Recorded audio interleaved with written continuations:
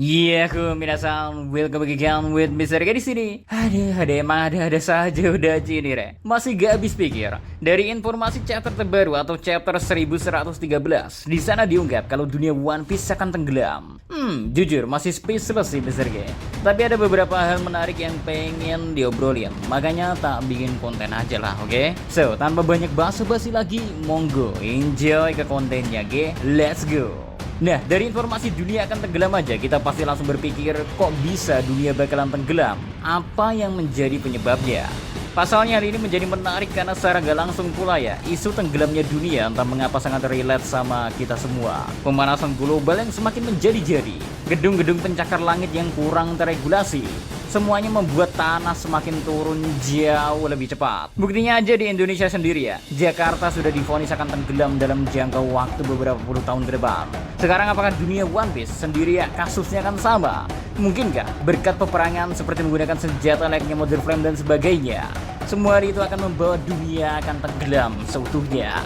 Pasalnya emang kita pun sempat dikasih narasi bagaimana volume air laut sendiri sudah naik dan banjir bandang terjadi di beberapa tempat. Tak lama setelah kerajaan Lucia di bumi hanguskan oleh pemerintahan dunia menggunakan senjata Mother Flame. Atau bahkan sebenarnya yang jauh lebih ekstrim bisa kita kaitkan dengan sosok tertinggi di pihak pemerintahan dunia. Siapa lagi kalau bukan Im Sama? Teori yang mungkin sudah sering banget kita dengar. Im atau Imu yang banyak orang berteori liar kalau dirinya kemungkinan besar memiliki kekuatan buah iblis pertama, yaitu buah iblis yang berhubungan dengan air laut. Soalnya nama Imu sendiri jika dibalikkan menjadi Umi yang dalam bahasa Jepang bisa diartikan sebagai laut re. Hal ini semakin masuk akal jika dihubungkan dengan kekuatan buah iblis yang diketahui memiliki kelemahan yaitu air laut, yang mana membuat Im Sama selaku pemilik kekuatan yang berhubungan dengan air laut jelas memiliki keunggulan dibandingkan semuanya. Mungkinkah karena kekuatannya itu lalu Im Sama berniat untuk menenggelamkan dunia dengan harapan mungkin untuk kembali menulis ulang sejarah sehingga momen hilangnya 100 tahun di era Void Century akan kembali tertulis ulang? Kalian penasaran kan? Kita simak bareng-bareng lah, oke? Kalau udah sensei. Sebenarnya meski informasi ini baru diberikan di chapter terbaru, tapi entah kita sadar ataupun enggak, sudah banyak sekali clue yang diberikan oleh Odachi sendiri. Seperti misalnya keberadaan dari pulau langit yang bisa dituju dengan menaiki knock up water stream. Knock water upstream nah ya, bola ya. Yang berarti pulau langit bisa menjadi salah satu opsi untuk menjadi tempat setelah tenggelamnya daratan di One Piece. Bahkan lebih ekstrim, hal ini bisa kita hubungkan dengan adanya kehidupan di bulan. Meski yang lebih menarik sebenarnya adalah menjadikan Water Seven sebuah referensi. Karena kita sendiri tahu kan bagaimana Iceberg berhasil menemukan cara untuk membuat kotanya terapung. Berkat adanya fenomena alam, Water Seven selalu memiliki ancaman yang serius setiap tahunnya. Namun semakin hari, mereka semakin menemukan cara untuk menyelesaikannya, Rek.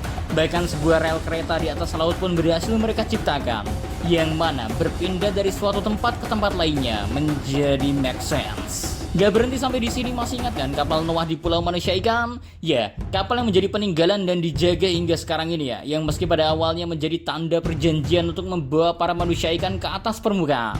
Bayangin jika kita lihat dari referensinya, bukankah kapal Noah dibuat untuk selamat dari datangnya banjir bandang yang sangat besar? Bukankah semua ini semakin masuk akal dan bisa terasa kemana arah dari Odachi selama ini, Re? Belum lagi ada pula ya, Zunisha seekor gajah yang mampu berjalan di atas laut. Dan di atas pundaknya terdapat sebuah pulau di sono.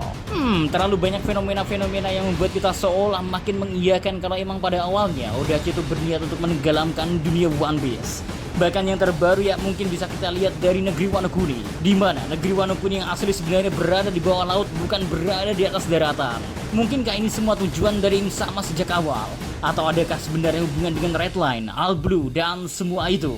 Mungkinkah sebenarnya sejak awal malah yang terjadi adalah dunia di One Piece sudah tenggelam terlebih dahulu? Masih ingat kota Mas yang mana kalau Sandora memang berada di atas pulau langit, tapi apa yang tersisa di kota langit terus berada di mana? Mungkinkah itu semua berada di bawah laut? Ya, One Piece sendiri mungkin selama ini berada di bawah laut. Itu pula mungkin yang menjadi alasan mengapa Roger tak mengambilnya. Karena bagaimana bisa membuat kota emas ke atas permukaan saat ini. Hal ini menjadi menarik untuk kita hubungkan dengan ras Bukaner, karena tiba-tiba saja ya terlintas. Sebenarnya apakah dosa jasa dari ras Bukaner dalam membuat kapal Noah. Bayangin aja melihat kapal Noah yang sangat besar itu. Bukankah kita berpikir yang membuatnya gak mungkin manusia biasa? Lalu kita pun dikenalkan dengan suatu ras yang masih gak terlalu berbeda jauh ukurannya dengan manusia. Namun mereka memiliki darah raksasa di DNA-nya, sehingga memiliki perawakan yang jauh lebih besar dan kuat pastinya. Tema dari pembuatan kapal Noah adalah untuk menyelamatkan, dan kalian ingatkan apa yang dikatakan Kumas selama ini.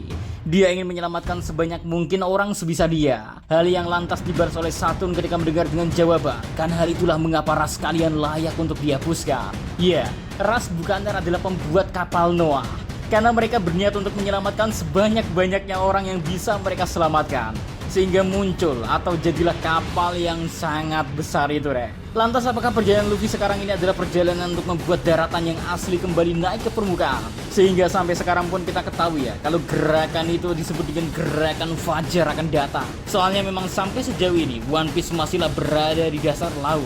Red Line, Albion, senjata kuno dan semua itu sepertinya emang menjadi kunci dari kata-kata tenggelamnya dunia ini. Makanya itu pula yang menjadi alasan mengapa senjata kuno tetap dibutuhkan. Padahal kalau dilihat dari respon Our Bakasencho, sebenarnya Luffy sendiri sama sekali gak tertarik untuk menggunakan senjata kuno. Tapi apa mau dikata, setelah nantinya mengetahui apa yang terjadi kepada dunia ini, di sana Luffy baru tersadar kalau dia memang tak punya pilihan selain harus menggunakan kekuatan senjata kuno itu, Rek. Wah. Sejauh ini sebenarnya masih perlu kita tunggu apakah ini masih runtutan dari kejutan yang diciptakan oleh Odachi atau gimana. Karena bisa jadi kan apa yang dikatakan oleh Dr. Vegapunk tentang dunia akan tenggelam itu sebenarnya bukan di masa yang akan datang. Malahan itu adalah hal yang terjadi di masa lalu dan diceritakan kembali ke dunia saat ini. Karena memang tak adanya catatan sejarah atau yang kita ketahui dengan era Void Century. Well, menurut kalian gimana ya tentang hal ini? Coba tweet-tweet aja di kolom komentar. Mr. K pasti baca dan balas kok. So, see you next time. Adi sekarang balas. Stay safe everyone. Salam Adi Media.